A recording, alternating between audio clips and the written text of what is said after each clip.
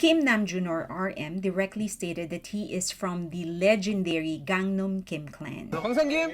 강상김 씨입니다. 강상김. 강상김 씨. 너냐? 김의 김? 나 강훈입니다. But legends are not born, they are made.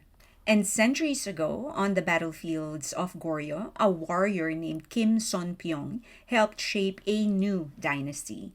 He was not born into nobility, yet his name became one of honor, resilience, and power.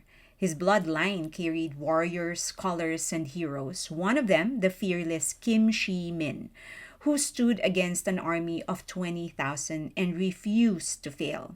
And now, in a different kind of battlefield, the global stage, the same blood flows through a modern day leader, a mind as sharp as a blade, a heart as unyielding as steel. Kim Namjoon. From the ashes of a small, overlooked agency, he led BTS to artistic domination, shattering records, rewriting history, and proving that true greatness is not given, it is taken. And this is the story of Gangnam Kim clan. This is the legacy of warriors and visionaries, and this is how their bloodline still shapes history. Prepare to witness the legend unfold. The Gangnam Kim clan's progenitor is Kim Son-pyong. Kim Son-pyong was a noble from late Silla period who played a key role in the establishment of the Goryeo dynasty. But for us to truly appreciate what he did, we first need to understand a little bit of what happened after the Silla kingdom conquered two other kingdoms and made first steps towards unification. Silla ruled the Korean peninsula from 676 to 935 AD. Korea flourished. This era was marked by cultural advancements, political stability, and strong Buddhist influence. Silla observed the bone rank system, which restricts high government positions to certain noble families, and commoners did not like that. The peasants did not like that, so they started rebelling against the centralized monarchy.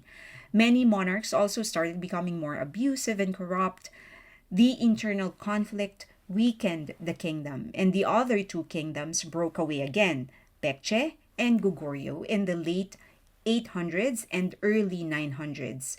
This started the later Three Kingdoms period. And things became even more chaotic with no central power, and the ruler of Goguryeo, Gongye, became a tyrant. That's when Kim Son-pyong knew they had to do something or the whole of Korea will collapse. The problem is that Kim Son-pyong wasn't royalty. He knew his limitations but was determined to fix his country. So he approached a military leader under Gongye, Wang Gon, and offered his help to overthrow the abusive tyrant Gongye. Kim Son-pyong wasn't just a commander though. He went into the battlefield and fought side by side other soldiers and two other key figures, Park Sok-jin of the Miriam Park clan, which is possibly the clan of Park Jimin, and An Il-chun. In 918 AD, they successfully removed Gongye from power and declared Wang Gon the new king. Kim Son-pyong became one of the leaders of the military as Wang Gon became King Taejo and changed Goguryeo to Goryeo Kingdom. And together, they started to work towards unifying Korea. Kim Son-pyong helped Goryeo absorb Silla and defeat later Baekje in 936 AD. By 936, Korea was unified under Goryeo. If you would actually observe, Goryeo kind of sounds like Korea. As a reward for his loyalty, King Taejo granted Kim Son-pyong land and noble status. The descendants of Kim Son-pyong continued to serve and protect Korea, and one of the most prominent ones is Kim Shi-min. Kim Shi-min is recognized as a national hero for his leadership during Imjin War, or the Japanese invasion of Korea, 1592 to 1598. Toyotomi Hideyoshi, Japan's ruler, sought to conquer Ming China and expand Japanese territory. But to reach China, Japan needed to use Korea as a land route. The Joseon dynasty refused to support Japan's plans, leading Hideyoshi to launch a full scale invasion in 1592. Admiral Yi Sun-shin was the commander of the naval army. Kim Shi-min was in charge of the Jinju fortress. The Japanese aimed to capture it to control the southern province and secure supply routes. Kim Shi-min had only 3,800 defenders against a Japanese force of more than 20,000, led by General Kato Kiyomasa. Kim Shi-min and his army prevailed. But the question is how? First, he used the fortress as a defense. Jinju Fortress was surrounded by the Nam River, providing a natural barrier against attackers. Kim reinforced the fortress walls and stockpiled food, arrows, gunpowder, and cannons in preparation. Second, he did relentless surprise attacks. When the Japanese launched their first full scale assault, Kim's forces unleashed gunfire, arrows, and flaming projectiles, inflicting heavy casualties. And at night, Korean forces staged surprise counterattacks, keeping the Japanese army in constant state of fear and exhaustion. Third, he mobilized righteous army. Kim Shi-min tapped civilian militias and monks to help them defend the fortress. Civilian militias helped reinforce supplies and morale. Farmers and townspeople threw stones, hot oil, and logs on climbing Japanese soldiers. And fourth, he didn't just command, he fought with his men, side by side. He personally fought on the front lines, boosting morale.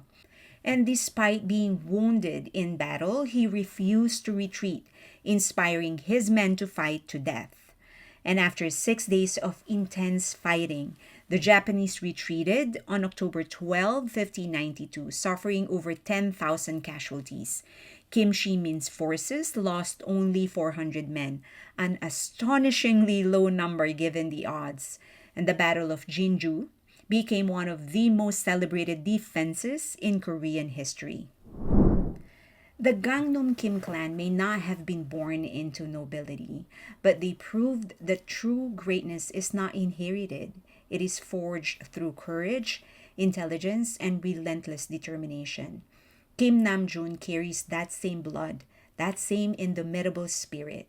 He led BTS, a group that emerged not from powerful dynasty of entertainment giants, but from an agency that was once dismissed as insignificant.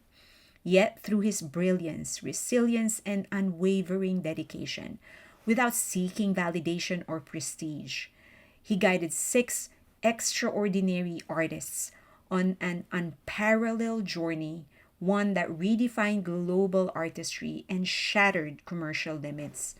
Somewhere, I am sure, Kim Son-pyong, the progenitor of the Gangnam Kim clan, watches with pride, not just because his bloodline produced such greatness, but because it produced a leader who embodies the essence of a humble, noble warrior, one who earns his place in history through sheer will, talent, and heart. Thank you so much for watching. I hope you had fun. I definitely had fun doing it, and I can continue doing more if you let me know in the comment section. Also, please like the video and share and subscribe and hit that notification button because more than 40% of those that are actually watching my content aren't subscribed. That's what YouTube told me. So please subscribe. Any kind of help will be appreciated. Also, please follow me on X or on Twitter and on Instagram. I'm starting to upload content. And also on Patreon if you want a more direct communication. It's a vibrant community. We're not just talking about BTS there, we're talking about other things, Asian entertainment, other interests, lots of interesting people. If you're looking for a space where you can actually state your unpopular opinion or ask critical questions without getting canceled or accused of something, it's the space for you. I'll see you there. Thank you.